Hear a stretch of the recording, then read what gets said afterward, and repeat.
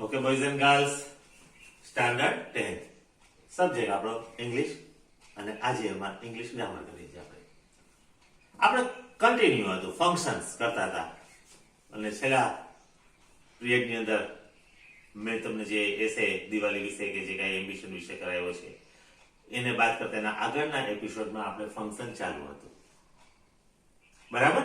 તો આ જે ફંક્શનના મેં તમને જે 10 જેટલા કરાવ્યા અને બીજા બાકી પણ આપણે જે કરેલા છે, હવે સીધા પ્રેક્ટિકલ વાક્યો કઈ રીતે પૂછાય છે. 3 માર્ક્સના પૂછાય છે, તમારે કુલ 8 માર્કનું પૂછાય છે. આ ચેપ્ટર તમારે 8 માર્કનું પૂછાય છે, 3 રીતે પૂછાય છે. એમાં પહેલો વિભાગ છે 3 માર્ક્સ. આવી રીતે વાક્ય અધૂરા આપેલા હશે, કૌંસમાં સૂચના આપી હશે, એ ફંક્શન મુજબ આપણે વાક્ય બનાવવાના છે. હવે પહેલું વાક્ય આપણે જોઈએ તો વેન થી શરૂ થાય છે. વેન જ્યારે, ક્યારે. ઇન્ક્વાયરી એટલે સ્વાભાવિક પૂછપરછ કરવાના. વેન વિલ યુ કમ, તમે ક્યારે આવશો? તો એ ઇન્ક્વાયરી નેચર થયું, બરાબર?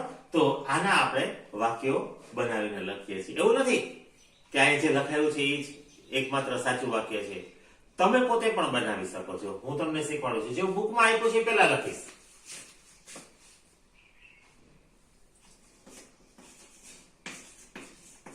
અહીંથી શરૂ કરવાનું.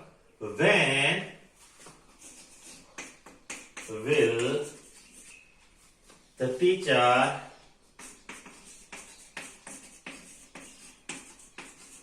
announce the result? when થી વાક્ય છે એટલે કેવું હોવાનું? પ્રશ્ન, બરાબર ને? તો when જ્યારે શરૂઆતમાં આવે છે ત્યારે પ્રશ્નાર્થ જ બને છે. when will you come?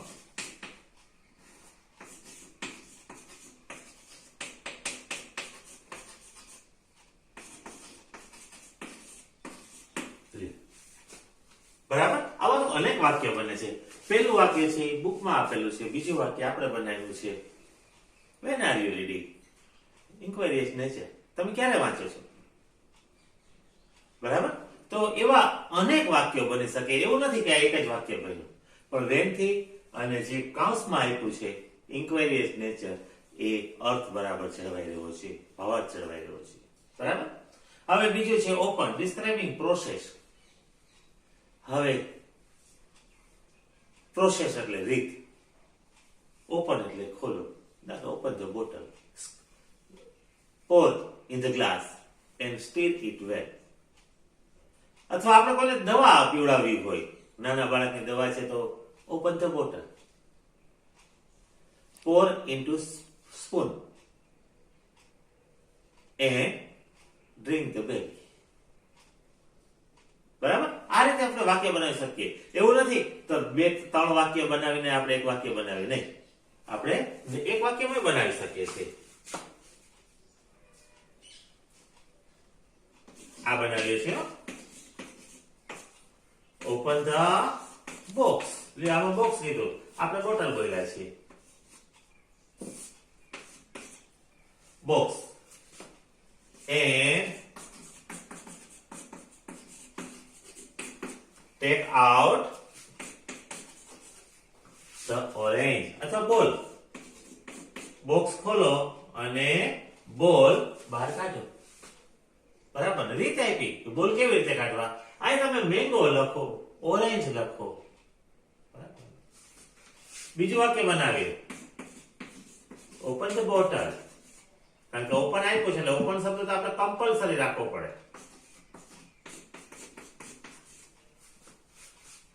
and pour એટલે રેડવું. pour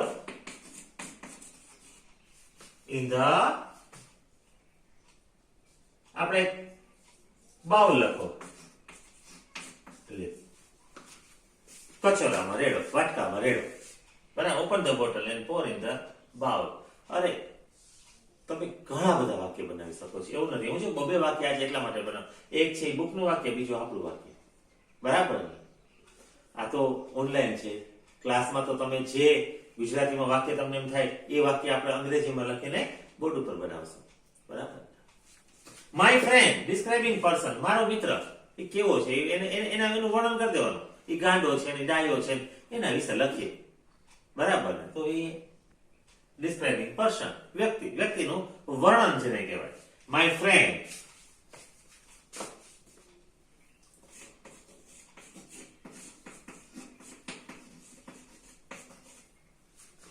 who lives, મારો મિત્ર કે જે રહે છે, ક્યાં રહે છે? તો કે બોમ્બેમાં, મુંબઈમાં.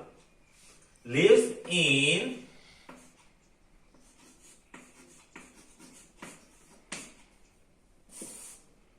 Mumbai is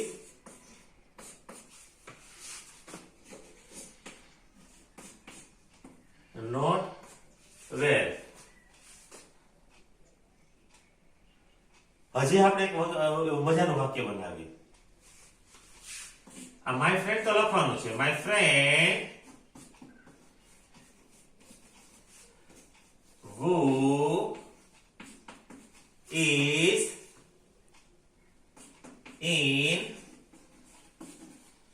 red shirt, કે જેને લાલ શર્ટ પહેર્યું છે, is not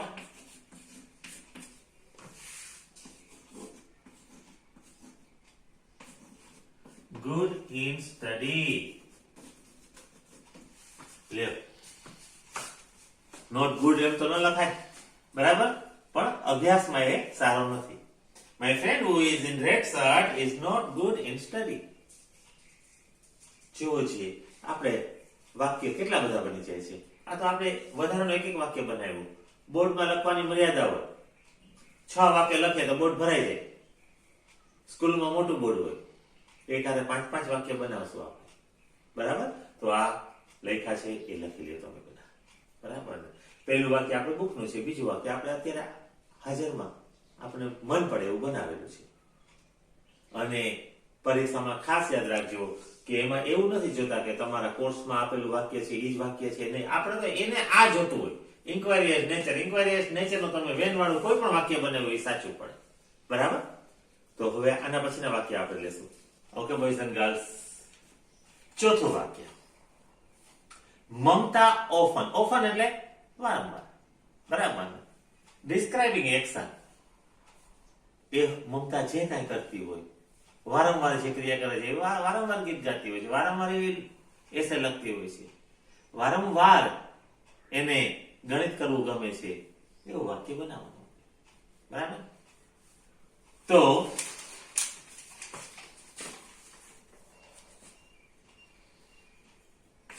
તમે લખી શકો કે મમતા વારંવાર મારા ઘરે આવે છે. ના પાડું તો એ આવે, પણ એવું નથી લખવું. આપણે તો ઓફન એક્શન લખવું છે, જેમ બને એમ ટૂંકું વાક્ય. Mamta often come to my home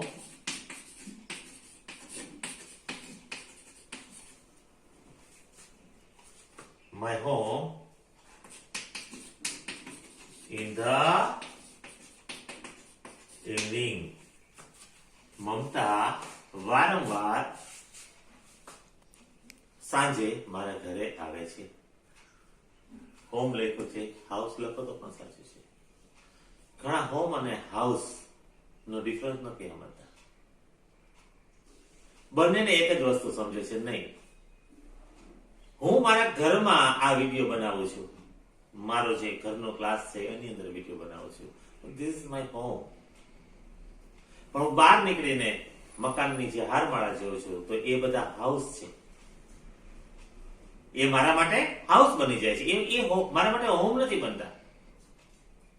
home એટલે ઘર, હાઉસ એટલે ઘર, હોમ એટલે મારું ઘર, હાઉસ એટલે બધાના ઘર, બીજાના ઘર. ઓકે, બીજું વાક્ય બનાવીએ. મમતા often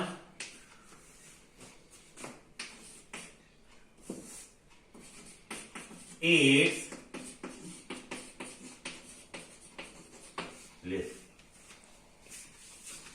મમતા વારંવાર આઈસ્ક્રીમ ખાય છે. પછી ભલે શરદી થઈ જાય, પછી ભલે કોરોના થઈ જાય, બરાબર ને? પણ આપણે તો આ ડિસ્ક્રાઇબિંગ એક્શન. એક્શન શું છે? આઈસ્ક્રીમ ખાવાનું. બરાબર. હવે એના પછીનું લઈએ. That house describing thing. વસ્તુ. વસ્તુ કઈ છે? આ હાઉસ છે, આ ઘરનું. આપણે ધેટ હાઉસ પેલું ઘર છે એનું આપણે વર્ણન કરીએ. બરાબર ને? ઘણી બધી રીતે થાય હો.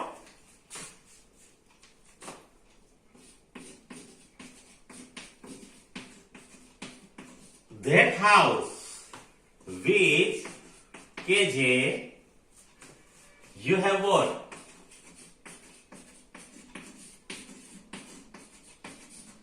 તમે ખરીદ્યું. Was built બાંધ્યું છે એને by my grandfather. That house which you have bought.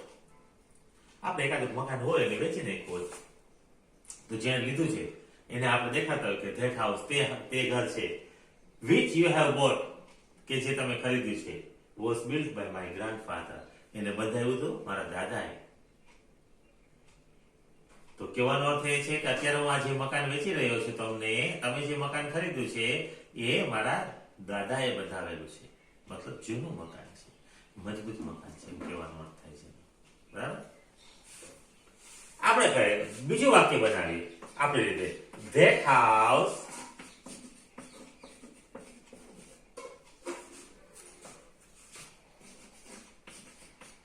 which was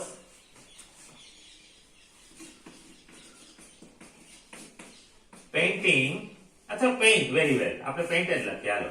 Paint very well is my house. પેલું ઘર કે જે સારી રીતે રંગરોગાન કરેલું છે એ મારું ઘર છે. રેડી? કોઈ પણ રીતે તમે વાક્યના બનાવી શકો છો, પણ વાક્યનો અર્થ ન બદલાવો જોઈએ. ડિસ્ક્રાઇબિંગ થિંગ એટલે આ હાઉસ વસ્તુ બની ગઈ છે એનું વર્ણન કરવાનું છે. બરાબર. તો હવે હું તમને હોમવર્ક આપીશ. હોમવર્કમાં તમારે આજે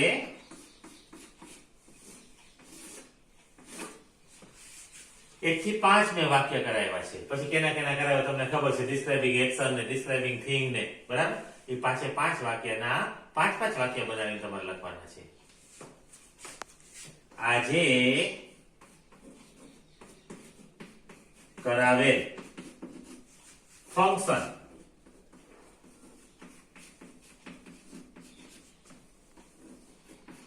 ના